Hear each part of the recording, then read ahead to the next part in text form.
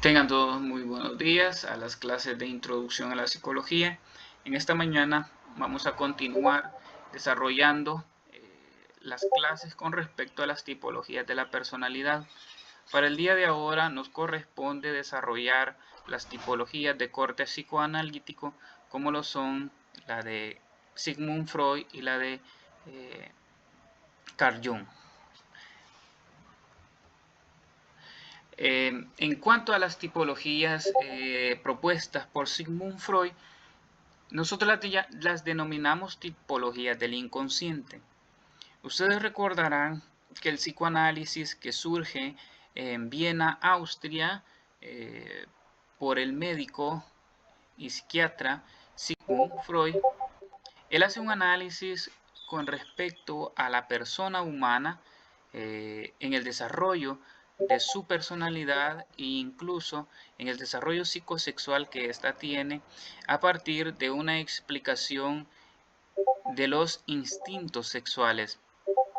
Él propone, por ejemplo, la idea de que el niño y la niña, aunque sobre eso hay ciertas discusiones teóricas y epistemológicas, que proponen que Sigmund Freud solo analiza al niño como tal y no a la niña, sino que los análisis comparativos entre niña y niño se hacen más adelante, ya con Lacan y con Karen Horney. Si bien entonces Sigmund Freud propone la idea que en el desarrollo psicosexual del niño se comienzan a dar o se inician a manifestar los impulsos instintivos de corte sexual en él. Esto lo lleva a experimentar una serie de etapas en las cuales hay un interés predominante que según Freud ese interés predominante por una de las partes del cuerpo o una de las actividades predominantes son las que determinan el desarrollo psicológico de este y por lo tanto explicarían el desarrollo de la personalidad en la persona humana. Entonces él plantea que los rasgos habituales del carácter podrían ser consecuencia de acontecimientos y vivencias de la infancia. Es decir, Freud propone la idea de que lo más importante o lo más significativo en el desarrollo de la persona sucede en esta etapa de la infancia. Entonces Sigmund Freud dice, no, el niño se está desarrollando en un contexto, en un ambiente, y le están sucediendo acontecimientos y que le están sucediendo, digamos, vivencias en ese desarrollo, ¿no? Entonces dice, lo que sucede en estas etapas es trascendental en el desarrollo de la personalidad y en el desarrollo, por ejemplo, del inconsciente. Recuerden ustedes que uno de los aportes a la ciencia de la psicología de Sigmund Freud es precisamente haber puesto en discusión el término del inconsciente. Sigmund Freud también desarrolla la idea de dos aparatos psíquicos, ¿no? Por un lado tenemos al ello, al superello y al yo, y por el otro lado tenemos un segundo aparato psíquico que se denomina el consciente, el preconsciente y el inconsciente, y que estos a su vez pues tienen una dinámica. Sobre estos aparatos psíquicos vamos a hablar tal vez no la próxima semana, pero sí la otra semana que iniciemos el gran tema que es caracterización general de la personalidad. Vamos a ver que Petrovsky tiene por allí un tema de discusión, un tema digámosle allí, de una rivalidad epistemológica y teórica con Sigmund Freud.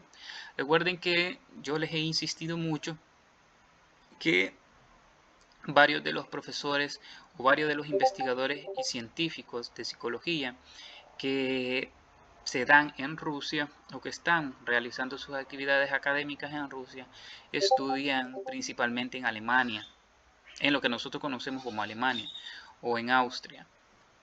Tal es el caso, ¿no?, que varios académicos rusos estudian en Alemania y tienen un contacto con las primeras postulaciones de la psicología. Recuerden que Wilhelm Wundt ha fundado el primer laboratorio en Leipzig alrededor de los años 1880 y tantos, y los psicólogos rusos tienen conocimiento. De hecho, más de algunos se forman a la sombra de Wilhelm Wundt. Recuerden ustedes que la psicología de Wilhelm Wundt es la llamada psicología de la conciencia, ya en la última etapa de este teórico. Sigmund Freud también se va a ver imbuido de estas teorías. Y recuerdan ustedes que en más de alguna ocasión hemos dicho que precisamente Freud surge a raíz de que no está de acuerdo con muchas de las explicaciones demasiado cientificistas y positivistas de Wilhelm Wundt. Y él va a proponer pues su propio análisis, que para nuestras ciencias es la primera explicación científica y psicológica de la persona humana y de los procesos psíquicos, ¿no? Entonces nos vamos a detener bastante con Freud cuando veamos el tema de la caracterización, porque Petrovsky lo lleva a colación. De hecho, Petrovsky le llama la psicología de los burgueses, le llama, ¿ya? De una forma peyorativa, en el sentido de que, según Petrovsky, la psicología de Freud solo puede desarrollarse y solo puede entenderse a partir de clases sociales, y él plantea la idea de que solo está desarrollada o solo está pensada para la burguesía, para ayudar a la burguesía. Bueno, pero ese es otro rollo, ¿no? Entonces queda claro lo importante que son para Freud los acontecimientos y la vivencia de la infancia. Sigmund Freud plantea la existencia de tres tipos fundamentales. Me voy a saltar, digamos, la parte de la explicación teórica de Sigmund Freud, porque lo vamos a hacer más adelante, como ya les dije. Igual ustedes en segundo año van a tener su propia asignatura para esto. El primer tipo o el primer rasgo habitual del carácter, y que por lo tanto explicarían a la personalidad humana. Recuerdan, tengan en cuenta que cuando definimos personalidad, nosotros hemos insistido en que es una estructura compuesta por rasgos del carácter, del temperamento y todo ese rollo, ¿no? Pero entonces Freud se va a centrar en... Recuerden ustedes que el carácter, ya lo vamos a ver más adelante, recuerden que el carácter tiene un desarrollo más social y el temperamento pues tiene un desarrollo más biológico. Tenemos un tema específico para eso que se llama el origen biológico y social de la personalidad. Entonces, ahí también nos vamos a detener en eso. Entonces, para Freud hace un sinónimo entre carácter y personalidad, en el sentido de que él dice, bueno, hay rasgos habituales del carácter, dice, que se dan como consecuencia de los acontecimientos y la vivencia de la infancia. Es decir, él está de acuerdo en que el carácter se forma en las relaciones humanas, en el contexto social. Y entonces él dice, a partir de eso habitual en ese carácter podemos tener tres tipos habituales de carácter. Y por ejemplo dice, tenemos el erótico, dice él, ¿no? Tenemos el erótico en el cual dominan las necesidades instintivas elementales, ¿no? Y su mayor anhelo es amar y ser amado. ¿Cuáles son esas necesidades instintivas de las que habla Freud? Son las necesidades de afecto y de establecer relaciones sexocoitales, porque él se va a centrar mucho en la dimensión psicosexual de la persona.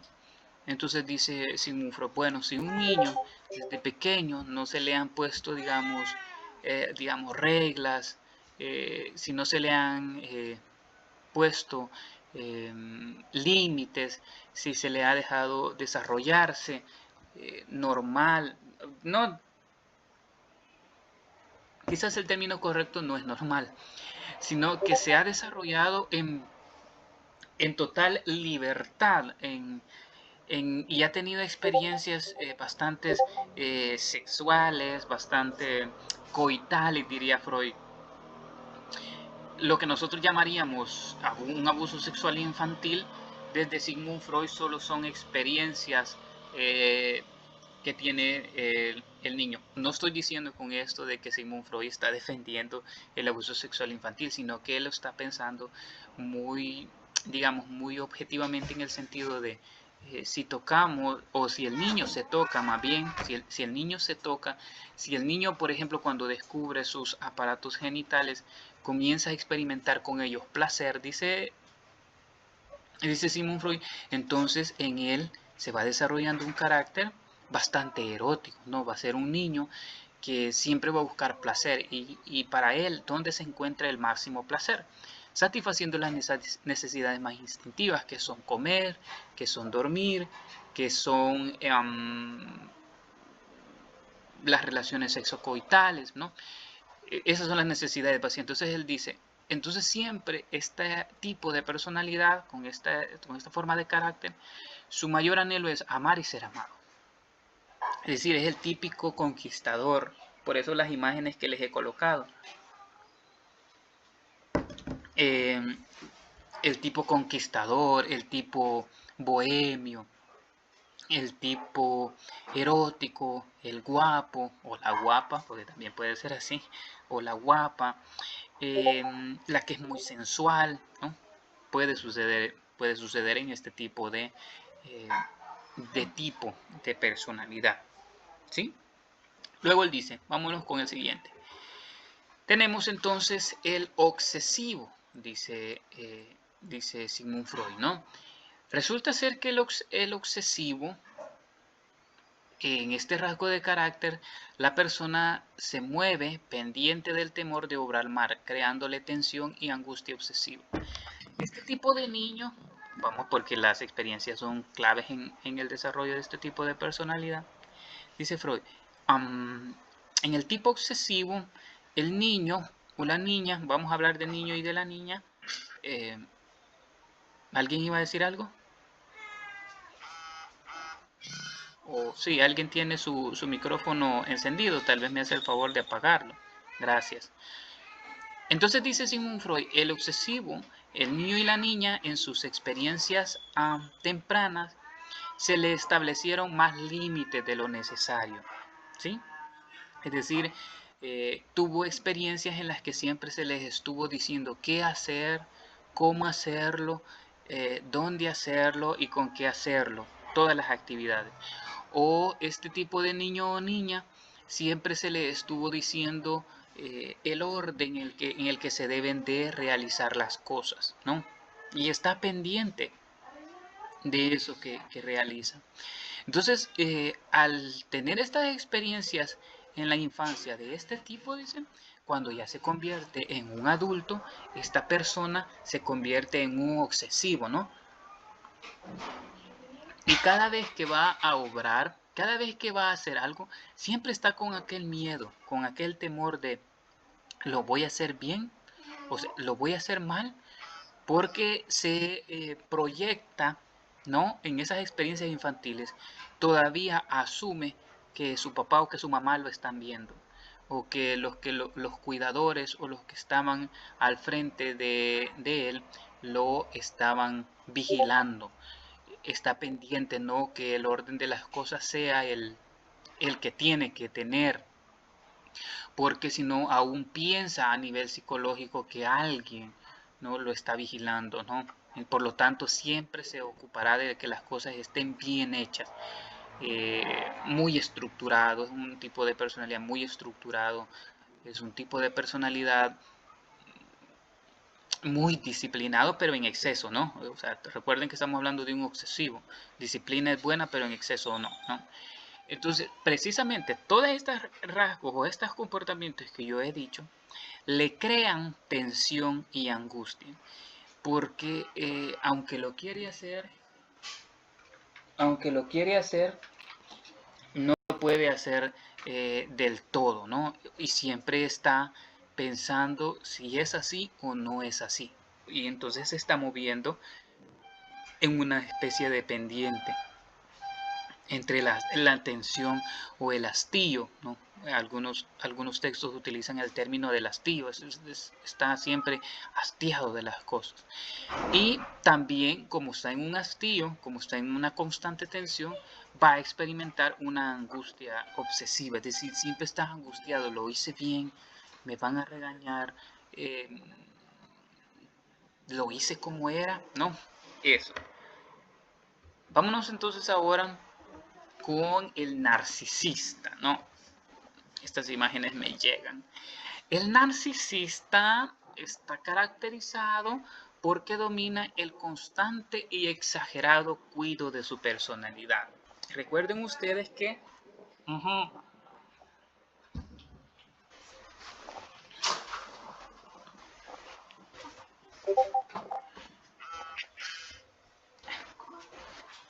eh, recuerden ustedes que esta persona se está en un exagerado cuidado de su personalidad. Es decir, Sigmund Freud explica este tipo de carácter desde un análisis de un desde un mito de Edipo, perdón, me equivoqué, no es el de Edipo, es el de Narciso, por eso es el narcisista, corrijo. Sigmund Freud explica este tipo de personalidad a partir del mito de Narciso. Y dice Sigmund Freud, de hecho, voy a decirles también algo, Sigmund Freud es un clásico, eh, porque él vuelve a releer a todos los clásicos griegos. Recuerden ustedes que él tiene el complejo de Edipo para explicar el desarrollo psicosexual del niño, no así el complejo de Electra, que no lo propone él, sino que lo proponen otros teóricos más adelante de él, pero se conoce a Sigmund Freud como el regreso de los clásicos. También recuerden ustedes que a finales de los años 1800 hay como una vuelta a los clásicos porque resurge el positivismo, ¿no? La idea de querer explicar toda la realidad a partir de postulados eminentemente científicos. Augusto Comte es otro, ¿no? Entonces Sigmund Freud, para explicar al narcisista, dice, resulta ser que Narciso era un personaje de la mitología antigua que constantemente iba a una especie de lago a verse como el muchacho que yo les he presentado en la pantalla, ¿no? Iba a este lago constantemente a verse, a examinarse, si estaba guapo, si estaba bonito, ¿no? El exagerado cuidado de su personalidad. En este caso del Narciso era de su belleza. O sea, él se amaba tanto, pensaba que era tan, pero tan guapo, tan bello, tan hermoso, que todos los días y a cada instante de ese día, según el mito, iba a ver su rostro a la luz. Pues resulta ser, para no hacerles el cuento largo, que un día Narciso se descuida y Narciso cae al lago y muere. Y a partir de allí se comenzó a hacer la idea de, ¿no? Del exagerado cuidado de la personalidad. Pues Sigmund Freud va a pensar o va a plantear lo mismo para el narcisista, ¿no? Dice, este tipo de persona es aquel que se centra en el yo, se centra en su aspecto corporal, en su belleza, es el tipo de sujeto fino, eh, el tipo de sujeto muy bien cuidado, el típico guapo, la típica guapa, ¿no? Que siempre está allí, ¿no? Bien meticuloso. Bien, hasta aquí llegamos con la propuesta de Sigmund Freud. Son tres, como les digo, nos hemos brincado, nos hemos saltado la parte teórica de Sigmund Freud. Lo vamos a ver un poquito más adelante, la próxima semana. Pedirles, por favor, que se centren mucho en el estudio de Sigmund Freud, porque lo vamos a utilizar para la discusión entre Petrovsky y Freud, que vamos a ver la próxima semana, si estamos acá y si Dios nos lo permite, ¿no? Entonces necesito que ustedes también vuelvan a estudiar a Sigmund Freud y que se vayan a investigar sobre las tipologías o los dos aparatos psíquicos más bien de Freud, ¿ok? Esto es un tips, háganme caso, háganme caso. Quienes vayan estudiando puntual, puntual, puntual, eh, no van a tener problemas para el segundo parcial, ¿ya? Vayan a estudiar porque lo vamos a necesitar la próxima semana. Carl Jung es un discípulo Carl Jung es un discípulo de Sigmund Freud.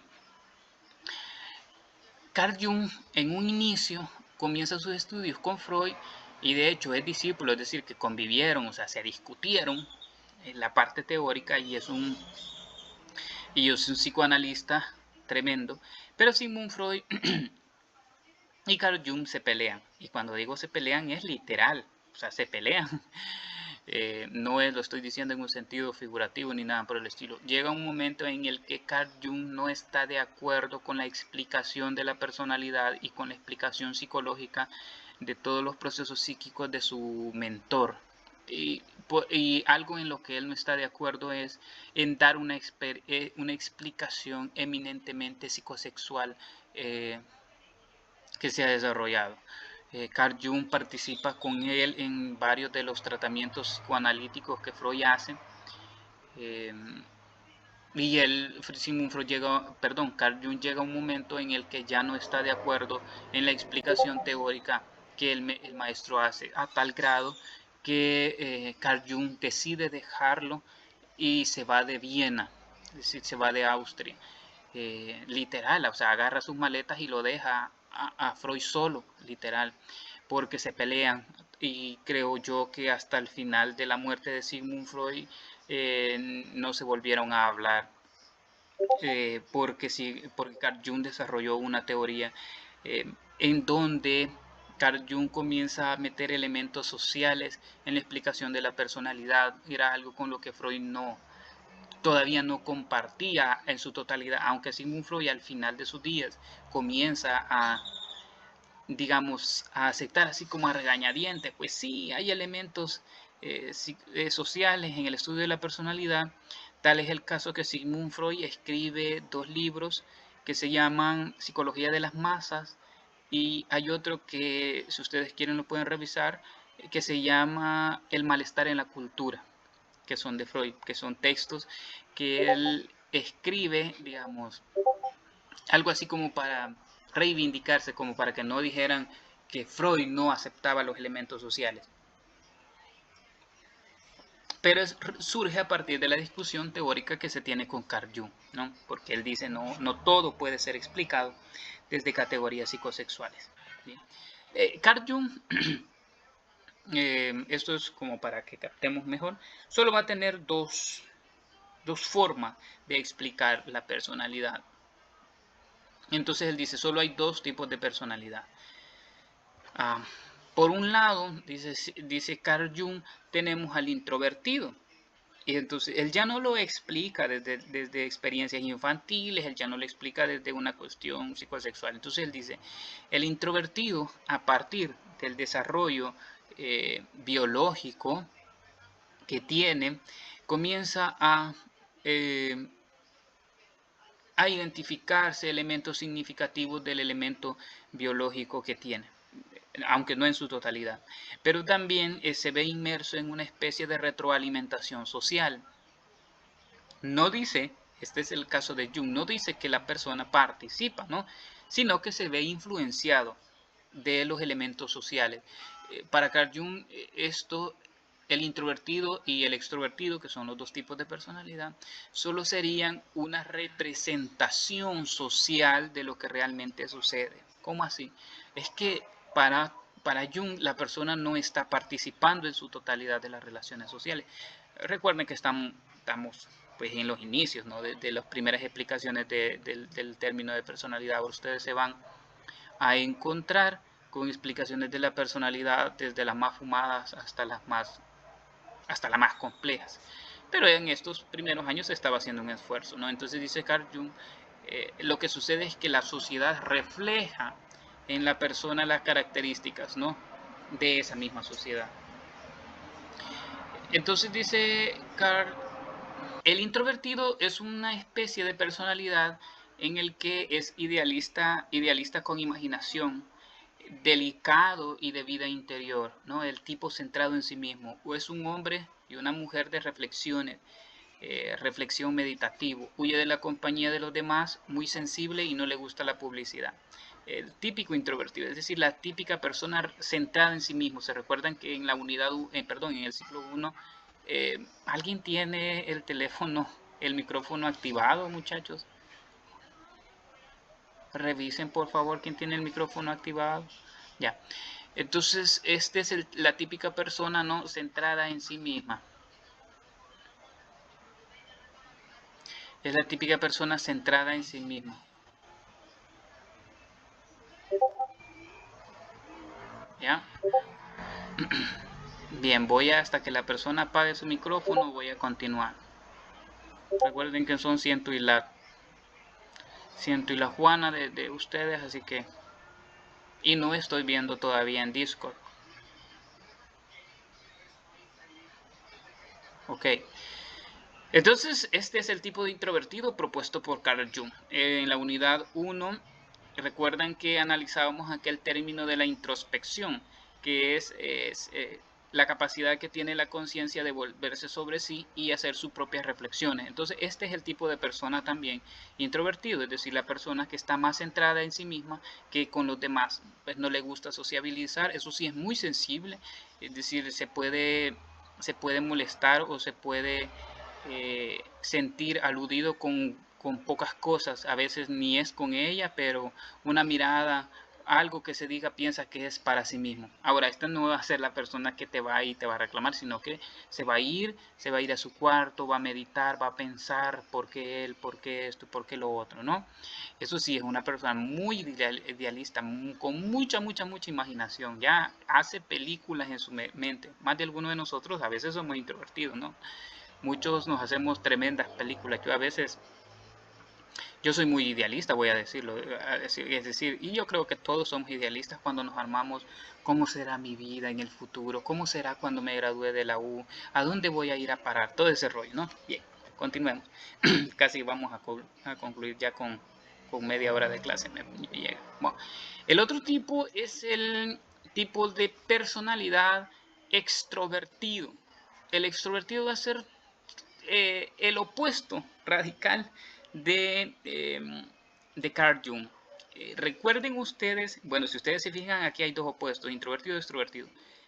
Carl Jung también va a influir mucho en otros psicólogos de corte psicoanalistas como Erik Erikson, que van a proponer, que a partir de estas explicaciones van a proponer una explicación de la personalidad a partir de opuestos, pero eso lo van a ver ustedes el otro año, ¿no? Entonces el extrovertido, al ser totalmente lo contrario del introvertido, dice, este es realista, o sea, este tipo de personalidad es muy realista, muy tenaz y orientado hacia afuera, sociales y prácticos. Son hombre y mujer de acción, tienen confianza en sí mismo. A este tipo de persona no le asusta las exposiciones, ¿ya?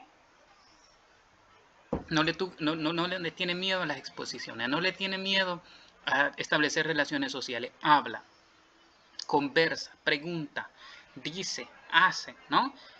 Muy tenaz. Es decir, esta persona persiste, ¿no? En lo que quiere. No se deja agüitar porque me saqué un 4 en el primer parcial de introducción a la psicología. Vale madre. Como le aconsejé al compañero, voy a rearmarme, a replegarme, voy a pensar qué hice mal, qué hice bien. Debo de hacer un análisis total de cuál fue el método de estudio que usé. No me voy a poner, el licenciado es una basura, yo soy una basura. No, tranquilo, ¿no? El extrovertido dice, basta, realista, me saqué un 4 papá, me saqué un 3, veamos qué hice mal, qué hice bien, qué me falló. Me saqué 4 porque me falló el internet. Vaya, entonces, ¿qué onda? Pues, ¿cómo voy a solucionar eso? Eh, Le voy a tener que bolsear unos $2 extras a mi mamá. O voy a tener que ir a vender papas o algo. Me explico. O sea, busca un medio, un método para lograr su objetivo. Porque es muy tenaz, ¿ok? Muy realista. Al contrario del extrovertido, el extrovertido se va a centrar en sí mismo y va a comenzar a pensar que es un caos, que es una desgracia total, ¿no? Orientado hacia afuera, hacia afuera, sociales y prácticos, ya lo expliqué, hombre de acción y tiene confianza en sí mismo. Es decir, aquí hay una confianza tremenda en sí mismo, ¿no? Dice, o sea, yo creo que lo puedo hacer y por lo tanto, si me desvelaba con anterioridad y no me funcionó, quiere decir que entonces el de pelo no me hace bien a mí. Entonces, ¿qué hago? ¿No? Todos, desde mi punto de vista, deberíamos de ser una especie de equilibrio entre el extrovertido y el introvertido. Ni mucha confianza ayuda, eh, pero tampoco centrarse en sí mismo ayuda. Así es que muchísimas gracias, ya fueron pues media hora de clases. Ahora nos vamos a pasar a Discord para las respectivas preguntas que puedan existir con respecto a la clase que nosotros desarrollamos este día. Muchísimas gracias por su atención.